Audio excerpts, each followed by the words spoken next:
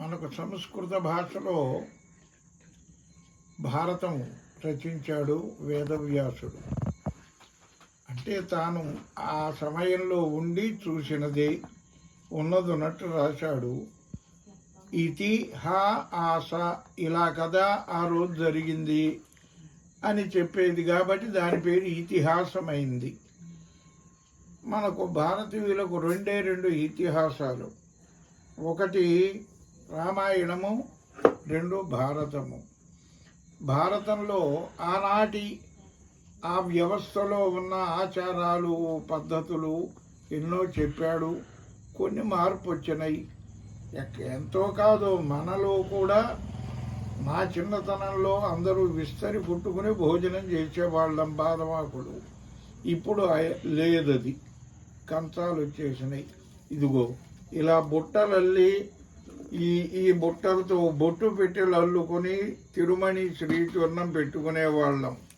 అది పోయింది. ఆ వీధి నుంచి ఈ వీధి వరకు వచ్చే లోపల 200 మంది శ్రీ వైష్ణవ సమాజము యొక్క ఇళ్లల్లో తిరువారాధన జరుగుతూ ఉండేది.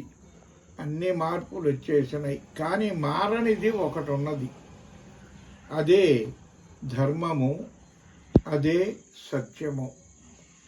ధర్మము ఒక్కొక్కప్పుడు ఒక్కొక్క రూపంగా కనపడుతుంది మనకు, కానీ తత్వం ధర్మమే. ఈ ధర్మాల గురించి భారతంలో బాగా చెప్పాడు వ్యాసుడు. అందులో లేని విషయం లేదు. అన్ని నీతులు చెప్పాడు చక్కనివి. మనం మామూలుగా ఏదైనా తినేటప్పుడు ఎవరి వరకు వాళ్ళు వెళ్ళి హోటల్లోనో ఎక్కడో బండి దగ్గర తిని రావటం అలవాటు అవుతుంది. కానీ దాన్ని చక్కగా తెలుగులోకి అనువదించారు తెలుగు భారత కవులు.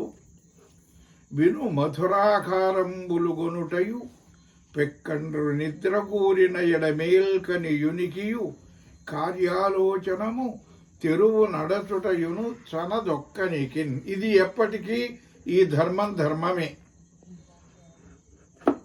ఆనాటి ఆచారాలు ఎలా ఉన్నా, ఈనాటి ఆచారాలు ఎలా ఉన్నా, కాలగమనంలో కాలాన్ని అనుసరించి మానవులు శ్రోత్రియులు కూడా కొద్దిగా మారి పరిగెత్తుతున్న ధర్మం అనేది ఒకటే.